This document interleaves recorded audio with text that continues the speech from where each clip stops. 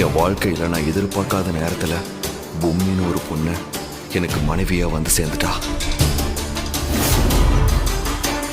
என் டேஸ்டுக்கும் எதிர்பார்ப்புக்கும் சுத்தமா பொருத்தமே இல்லாத ஒருத்தி என் வாழ்க்கையில வந்துட்டா.